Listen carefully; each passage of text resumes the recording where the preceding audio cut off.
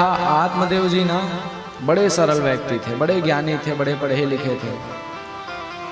ये जहां भी चले जाते ना तो उनको जिस घर में चले जाते वहां से बिना भोजन कराए वापस नहीं भेजते थे।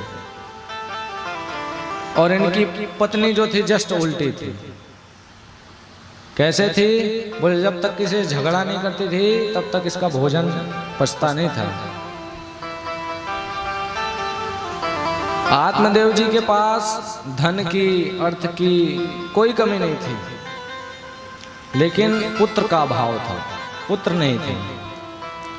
एक दिन आत्मदेव जी सोच रहे हैं कि आगे भी तो कोई वंश चलाने के लिए होना चाहिए, तो पुत्र उत्तर तो कोई नहीं है। जंगल को निकल गए। अब जंगल तो गए, धूप थी, प्यास लगने लगी, गर्मी का दिन था, एक पेड़ के नीचे बैठ गए। अब एक तरफ से संत महात्मा आए। अब संतों का तो आदत है कि कोई परेशान दिखे तो उससे उनकी समस्या पूछना। जैसे दिखे आत्मदेव से पूछे, हे ब्राह्मण आप क्यों यहाँ बैठे हो? आपको क्या समस्या है भाई, बताइए, अगर हमसे निवारण हो पाएगा तो हम करेंगे। तब आत्मदेव जी रोते हुए कह रहे हैं, महाराज मेरे यहाँ तो किसी चीज की कमी नहीं है,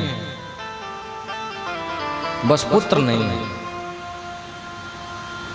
और देखो संत का हृदय तो ऐसे भी कहते हैं ना, संत हृदय नवनीत समाना, संत का हृदय तो माखन के समान होता है। अब वो लगे आत्मदेव जी को समझाने, कह रहे हैं भैया समझ जाओ, वैसे भी आप मुझे पढ़े लिखे दिख रहे हो, ये पुत्र उत्तर के चक्कर में मत रहो, ये पुत्र उत्तर कोई काम नहीं आने वाला है, बढ़िया भजन करो, भगवान को प्राप्त हो। लेकिन कहते हैं जिसका विनाश आ जाता है उसकी बुद्धि काम करना छोड़ देती है। विनाश काले विपरीत बुद्धि।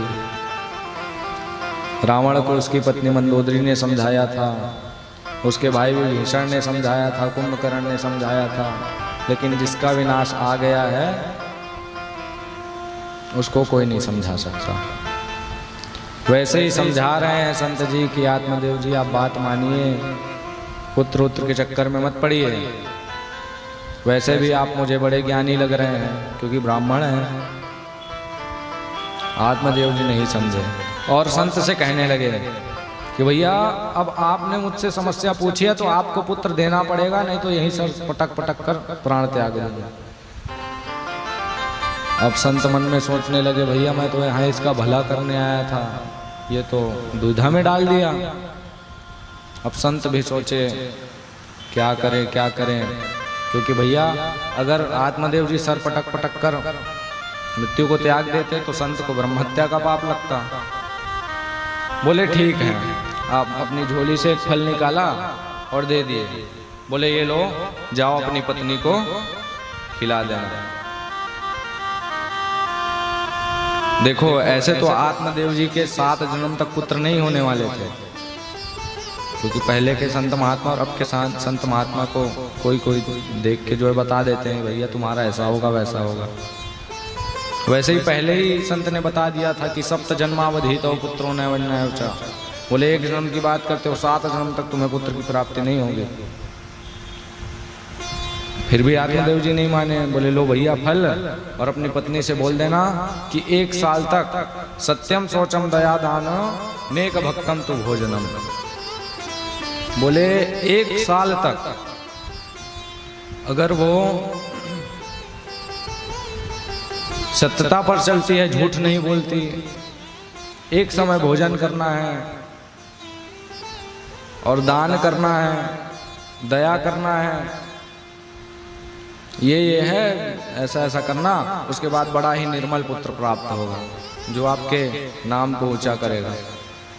अब यहाँ आत्मदेव जी बड़े खुश दौड़े दौड़े घर जा रहे हैं और चिल्ला रहे हैं, अरे धुंधुली सुनती हो, आज तो भाग्य उदय हो गया। बोले अब हमारा पुत्र होने वाला है। अब धुंधुली दौड़ते आई, ये नहीं सुना धुंधुली ने कि पुत्र होने वाला है। आई दौड़ते दौड़ते, वो लोभी थी, सोच रही है मेरे पति देव आज बढ़िया गहना जेवर लाए होंगे, 1.5 लाख का सोने का। लेकिन उनको क्या पता भैया कि फल लेके आए। दौड़ती भागती भागती आई, आत्मा जी के हाथ में फल देखी तो कहती है क्या मैंने आज तक फल नहीं खाया है? चिल्लाने लगी, क्या मैंने आज तक फल नहीं खाया है जो इस फल के लिए मुझे, मैं तो सोचा कोई हीरा मोती लाया होगा मेरे लिए, तो इतनी भागती हुई आई, आप फल लाए। आत्मदेव जी कह रहे हैं ये ऐसा वैसा फल नहीं है, ये इसको अगर तुम पाओगे तो पुत्र की प्राप्ति होगी। अब क्या है, धुंधली थोड़ा ज्यादा पढ़ी लिखी थी, ये मन में सोचने लगी कि आज तक किसी को फल खाने से पुत्र की प्राप्ति हुई है। अब पति की बात तो काट नहीं सकती थी, फल ले लिया। अब उसका दिमाग खराब, टेंशन में हो गई, 10 सूर्य एक साथ उसको तपाने लगे। आत्मदेव जी चल दिए, आत्मदेव जी को कह दिया भैया मैं पाल लूंगी फल, आप जाइए। अब यहाँ धुंधली बड़ी परेशान पड़ोसन के पास गई, बोली अरे बहन सुनती हो, आज तो बहुत बड़ा कलंक हो गया। अरे तुम्हारे भैया जो हैं उनको कोई संत ने फल दिया है और कह दिया है कि इससे पुत्र प्राप्ति होगी, और तुम तो जानती हो बहन कहाँ फल वल खाने से पुत्र की प्राप्ति होती है, और जानते हो तुम्हारे भैया कितने सीधे हैं। देखो अब निद्रा देवी किसी किसी को पकड़ रही है, नींद आ रही है, क्योंकि बड़ी मीठी मीठी कथा चल रही है, तो बीच बीच में बोला करो जय जय श्री राधे, जय जय श्री राधे श्याम। क्या है इससे ना जयकारा आप लगाओगे तो बड़ा वाला बगल वाला झकना के उठ जाएगा। तेरे जयकारा लग रहा है, क्या हुआ, बगल वाले के पास गई, कहती है अरे बहन सुनती हो, आज तो बहुत बड़ा अनर्थ हो गया, मेरे पति को किसी ने पागल बना दिया और उनकी बात मैं काट नहीं सकती। तब बगल वाली पड़ोसन जो थी वो समझदार थी, कहती है बहन अगर संत का प्रसाद है तो चलो, तुमको लगता है कि इससे पुत्र की प्राप्ति नहीं होगी तो प्रसाद है भाई, प्रसाद मान के पालो। अब ये कहने लगी अरे बहन संत ने कहा है कहीं ये बात सच हो गई तो फिर तो बहुत बड़ा अनर्थ हो जाएगा। बोली अगर मैं सही में गर्भवती हो गई तो आज मुझे 2-4 लोग देखने आते हैं अगल बगल के, वो मुझे देखने नहीं आएंगे, पेट बड़ा हो जाएगा। और हमारे तो शहर में जो है आक्रमण होते रहते हैं, आक्रमण होगा तो मैं भागूंगी कहाँ इतने बड़े पेट को लेके। और ऐसे तो बहन मैं कथा वथा सुनने नहीं जाती, लेकिन एक बार मैंने सुना था श्री सुखदेव जी महाराज अपनी माता विदिका के गर्भ में 12 वर्ष तक रहे थे, और मेरे गर्भ में तो 9 महीने 9 दिन से, एक दिन ज्यादा रहा 10 दिन लगा तो मैं निपट जाऊंगी। और फिर ये भी सोच रही है कि कहीं संत ने कोई जादू टोना तो करके नहीं दिया इसमें कि मैं खाऊं सोए निपट जाऊं। तो भैया मुझे बहुत लड़ना झगड़ना है भी अपनी जिंदगी में, अभी से नहीं मरना। इस प्रकार से तर्क वितर्क कर रही है। तब पड़ोसन बोली देख भाई, रही आक्रमण की बात तो तुम्हारे पास ऐश्वर्य है, धन है, और रात को जब सोएगी तो अंदर से अच्छे से कुंडी लगा लेना जिससे खुले ही मत। और रही घर के काम धाम की बात तो तुम्हारे पास पैसा है बढ़िया, नौकर चाकर रख लेना। तो बहन बोलती है कि बात तो आपकी ठीक है, लेकिन फिर भी खाने का मन नहीं। अब देखो ऐसा हुआ कि दूसरे दिन उसकी बहन आ गई। अब बहन का नाम तो नहीं आया भागवत में, लेकिन उसकी बहन आई।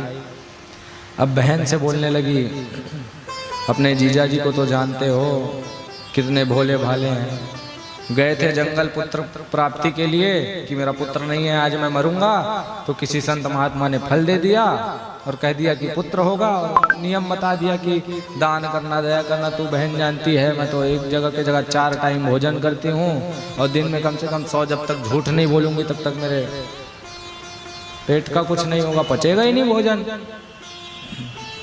और दया दान की बात तो बहुत दूर रही, किसी से लूट लूंगी लेकिन दान नहीं करूंगी। तो अब कैसे करें? तब उसकी बहन ने एक दिमाग दिया। उसकी बहन बोलती है कि देख बहन, तुझे लगता है अब तू भी पढ़ी लिखी है, बीए में आजकल क्या ग्रेजुएशन वेजुएशन होता है वो की हुई है, तुझे तो पता है कि फल खाने से पुत्र तो होगा नहीं। तो तू ऐसा कर, मैं अभी भी गर्भवती हूँ, मेरे तो 10-12 पुत्र हैं, अभी भी गर्भवती हूँ, तो तू ऐसा करे फल ले, गाय को खिला दे, और जब मेरा पुत्र होगा तो तू रख लेना। तब बोलती है धुंधली कि आपकी बात तो सही है, कहीं भैया मरने से भी बच जाऊंगी, फल नहीं खाऊंगी तो, और पुत्र भी मिल जाएगा। अब ठीक है, लेकिन ये भी बोला धुंधली की बहन ने, क्योंकि भाई कोई अपना पुत्र कैसे दे देगा। तब उसकी बहन बोलती है, देख देख बहन, तू जानती है कि मेरे पति कितने लोभी हैं। पुत्र के बदले वैसे भी तो पुत्र की जो लॉटरी लगी हुई है बोलते हैं ना, वो लगी हुई है, लाइन बार पुत्र है 10-12, तू ये रख लेना। और मेरे पति तो लोभी है, न पुत्र की कमी है न किसी चीज की, बस धन का अभाव है, तो धन दे देना और ये बात किसी को पता ना चले। तब बोले ठीक है भैया, किसी को पता नहीं चलेगी। अब क्या हुआ, धुंधली दौड़ते हुए गई और जाकर गाय को फल खिला दिया और खुद बढ़िया तकिया एक के ऊपर एक, एक के ऊपर एक बांधते गई। क्योंकि भाई आत्मदेव को भी तो ऐसा लगे कि सही में गर्भवती है। अब 9 महीना निकला, उसकी बहन का पुत्र हुआ, अदला बदली हो गई, उसके पति को धन मिल गया। आत्मदेव जी बड़े प्रसन्न हुए। जब आत्मदेव जी बड़े प्रसन्न हुए तो भैया पुत्र हुआ है तो नाम भी रखेंगे। तो क्या हुआ, इधर उधर निकाल रहे हैं, पंचांग देख रहे हैं कि नाम क्या रखो अपने सुपुत्र का।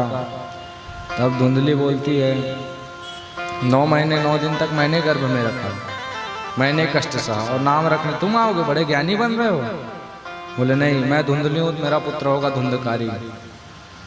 ये तुम्हारा पंचांग कोई काम का नहीं है। बोले मैं धुंधली हूँ तो मेरे पुत्र का नाम धुंधकारी रहेगा।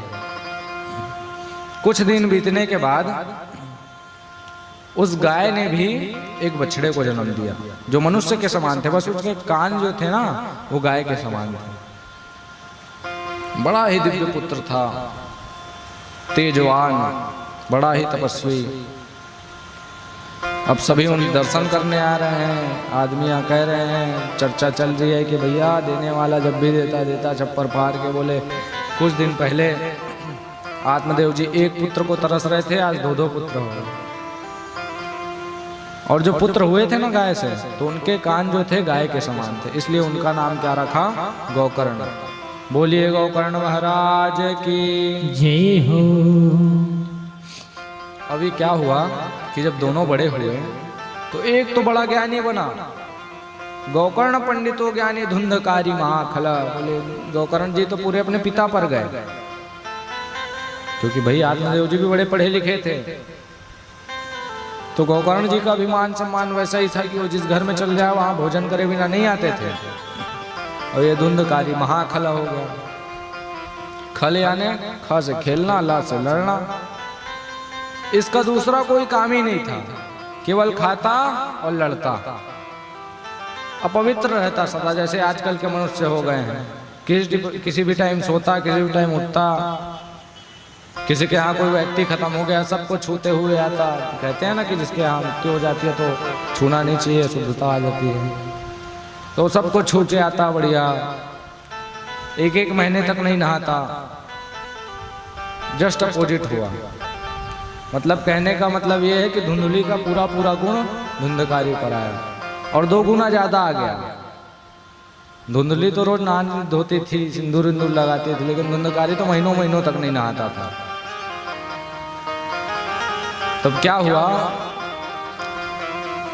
अब ये धुंधकारी जो था अपने गांव में किसी को कभी मार देता। पूरा कहते हैं ना कि जैसी माँ वैसी बेटा, जैसे पिता वैसे बेटा, वैसे ही जैसे इनकी माँ थी पूरा 2 गुना गुण एक्स्ट्रा आ गया था। कहीं घूमने जाता, कोई बच्चे खेलते दिखते तो डंडा उठाता मार देता। अब भाई किसी को मारेगा तो घर में तो शिकायत आएगी। सब आत्मदेव जी के पास आते, कहते हैं महाराज जी आप तो बड़े ज्ञानी हैं, जपी है, तपस्वी हैं, हम तो आपका सदा ही सम्मान करेंगे, लेकिन आपका जो पुत्र है बड़ा हरामी है, हमारे बच्चों को मार देता है, कभी खेलते दिखे तो पकड़ेगा कुएं में फेंक देता है। आत्मदेव जी बड़े परेशान हो गए। अब यहाँ गोकर्ण जी तो निकली गए थे भैया अपना भजन कीर्तन करने, और जब बड़े परेशान हो गए तब ये भी निकल पड़े जंगल की ओर। तब एक गोकर्ण जी समझा रहे हैं, कह रहे हैं पिताजी कि देखो आपको पुत्र कामना थी, आपको पुत्र मिला, लेकिन बड़ा ही दुराचारी मिला। आज भी कई बार ऐसा होता है कि किसी किसी के पुत्र बड़े ही दुराचारी हो जाते हैं तो पिता घर छोड़ के भाग जाता है पुत्र के कारण। वैसे ही आत्मा जो निकले, गोकर्ण जी से भेंट हुई, गोकर्ण जी ने समझाया, पिताजी मैं तो आपको समझाने योग्य नहीं हूँ, स्वयं आप पढ़े लिखे हैं, फिर आप मेरे पिता है, पूजनीय हैं, फिर मैं आपको एक बात बोलूं। बोले अगर आपको भगवान को पाना है ना तो आप भगवान का भजन करो, संन्यास सर्वथा सुखम। बोले संन्यास ले लो, भगवान का भजन करो, अंत में तर जाओगे। इसलिए कहते हैं किसी बात का घमंड नहीं करना चाहिए। देखो पुत्र चाहिए बोल रहे थे ना, अब पुत्र मिल गया तो पछता रहा है। क्या लेके आया बंदे, क्या लेके जाएगा? अरे 2 दिन की जिंदगी है, 2 दिन का मेला। क्या लेके आया बंदे, क्या लेके जाएगा, क्या लेके जाएगा? 2 दिन की जिंदगी है, 2 दिन का मेला। क्या लेके आया बंदे, क्या लेके जाएगा, क्या लेके जाएगा? 2 दिन की जिंदगी है, 2 दिन का मेला। क्या लेके आया बंदे, क्या लेके जाएगा, क्या लेके जाएगा? 2 दिन की जिंदगी है, 2 दिन का मेला। क्या लेके जाएगा? 2 दिन की जिंदगी है, 2 दिन का मेला। 2 दिन की जिंदगी है, 2 दिन का मेला। श्री राधे। 2 दिन की जिंदगी है, 2 दिन का मेला, कुछ साथ नहीं जाने वाला, इसलिए संन्यास लो, भगवान का भजन करो, भगवान के परम धाम को प्राप्त हो जाओ। अब जो थे वो बात समझ गए कि भैया कुछ रखा वखा नहीं है इसमें, अब हमें संन्यास लेना चाहिए और भगवान का भजन करना चाहिए। चले गए आत्मदेव जी, बढ़िया से सत्य दया दान करते हुए भागवत के 10वें स्कंद का पाठ किया और परम धाम को प्राप्त हो गए। अब यहाँ जब धुंधकारी को पता चला कि भैया पिताजी तो वैकुंठवासी हो गए, तब धुंधकारी और दुराचारी हो गया। पिता तो थे नहीं, अब कोई चिल्लाने मारने वाला तो था नहीं, माता अकेले बची हुई थी, जो बड़े भैया थे वो तो भैया पूजा पाठ करने वाले थे। अब ये धुंधकारी आया, अपनी माता को मारने लगा, कहते तू बता मेरे पिताजी ने तिजोरी की चाबी तुझे ही दे के गई होगी, दे सब पैसे दे। अब मारने लगा, माता जी डर गई, धुंधली देवी डर गई, ये बोली भैया कि अब मैं ऐसे रहूंगी तो मुझे जिंदा मार डालेगा, इससे अच्छा मैं खुद ही मर जाती हूँ। दौड़ते हुए गए, कुएं में छलांग लगाई, सोई प्राण गए। अब धुंधकारी अकेला बचा, बढ़िया बाजार गया, 5 गड़िका लेके आया, गड़िका लाया और उनसे अपना काम कराता और अपना चोरी करता। भैया 5-5 गड़िका रखेगा, स्त्री रखेगा तो उनका खान पान भी तो लगेगा, वैसे भी गड़िका लोभी रहती है। उनको जिस दिन पैसा बंद कर देता तो वो चली जाती। तो एक दिन ये क्या किया, इसने सोचा कि मैं आज राजा के घर चोरी करूंगा। चला गया राजा के यहाँ, सारा धन हड़प लाया और बोला लो देवी तुम्हारा धन, बहुत दिन से धन धन बोल रही थी, ये दिलाओ वो दिलाओ, लो। अब ये भी आश्चर्यचकित हो गई कि भैया इतना सारा धन ये कहाँ से लाया। पूछती है इतना सारा धन तुमने कहाँ से लाया। तब ये बोलता है भैया आज मैंने बहुत लंबा हाथ माना है, तुम इसके चक्कर मत पड़ो, तुम तो अपने शौक पूरे करो, क्या लेना है तुम्हें, जो लेना है लो। तो बोले पहले बताओगे, आज तो तुमने अरबों खरबों रुपए लाए। अरे आज मैंने राजा के घर चोरी किया। अब इनके मन में भय बैठ गया, भैया राजा के यहाँ चोरी की है, अगर कहीं पता चल गया तो राजा इसे तो मारेगा और मारेगा, हमें भी जीवन भर के लिए नहीं छोड़ेगा। इससे अच्छा ऐसा करते हैं कि उसको मार देते हैं। अब क्या हुआ, एक दिन धुंधकारी मदिरा पान करके आया, बढ़िया खटिया पर लेट गया।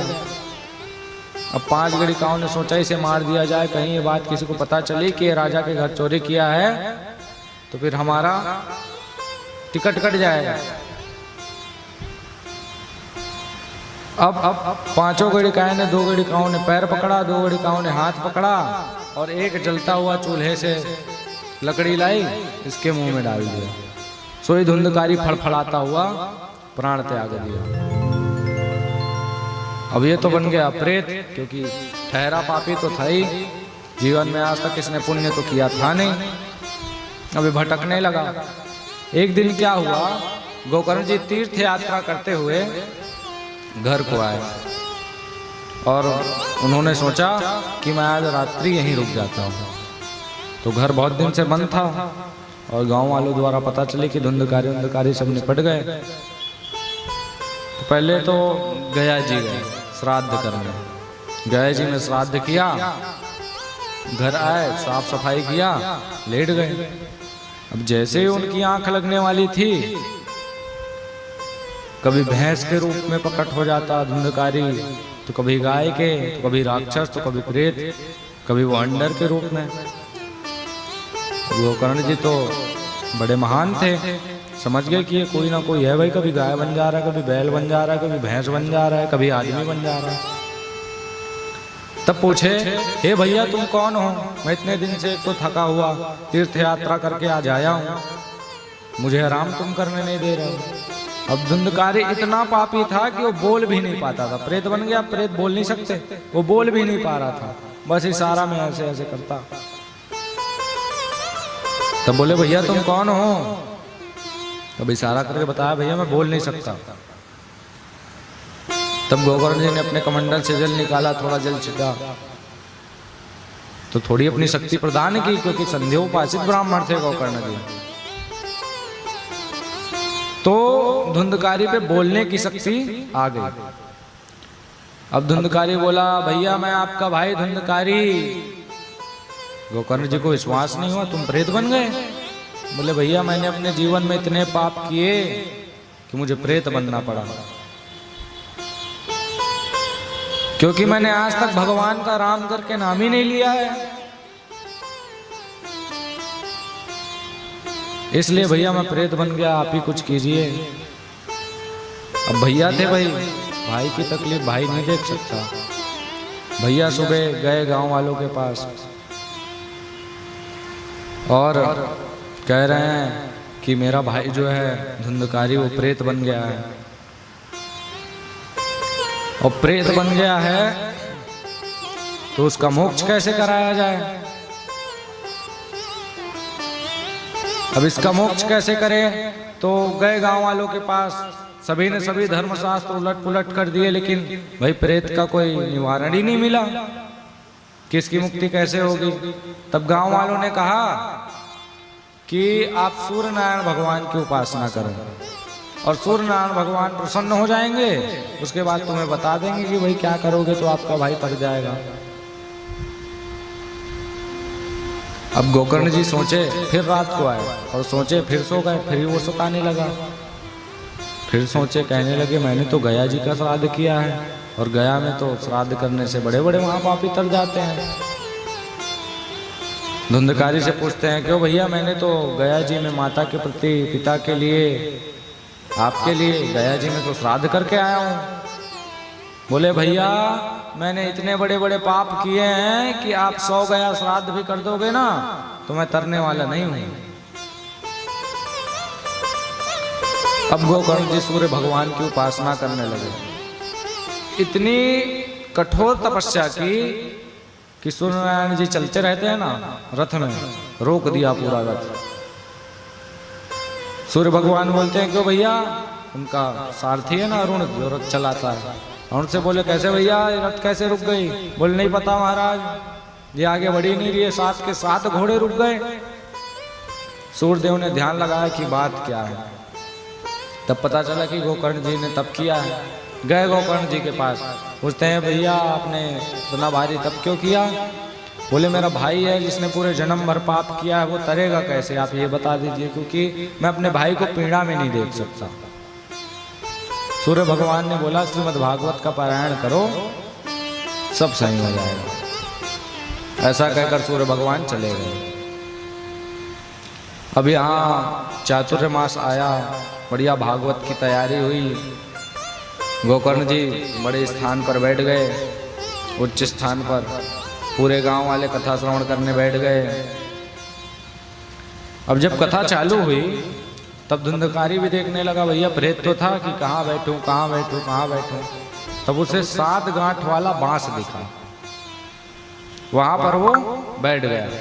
7 दिन कथा श्रवण की और अंत जब कथा समापन का दिन आया तब विमान आया। भगवान के उसमें पार्षद थे।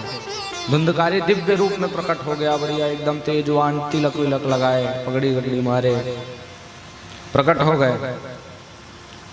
अब सब गांव वाले सोचे, भैया धुंधकारी ने जिस प्रकार कथा श्रवण की है हमने भी किया, लेकिन ये तो भेदभाव कर रहे हैं भगवान। इन्होंने भी श्रवण किए, हमने भी श्रवण किए, बस यही बस करेंगे, हम भी तो इसके अधिकारी हुए ना। तब भगवान के पार्षद कहते हैं, भैया आपने बस श्रवण किया है, मनन तो नहीं किया, इसलिए आप नहीं तरोगे। लेकिन धुंधकारी ने बड़े भाव से कथा को श्रवण किया। श्रवण करते करते उसका मनन भी किया कि ये कैसे हुआ, ये कैसे हुआ, इसलिए आप नहीं तरोगे, बस ये धुंधकारी तरेगा। बढ़िया विमान में बैठा है भगवान के पार्षद, उसे ले गए। गोकर्ण जी ने सभी को सांत्वना प्रदान की। बोले रुको रुको भैया, अगले चातुर्मास में फिर कथा करेंगे, उसमें आप सभी श्रवण के साथ मनन भी करना और आप भी तर जाओगे।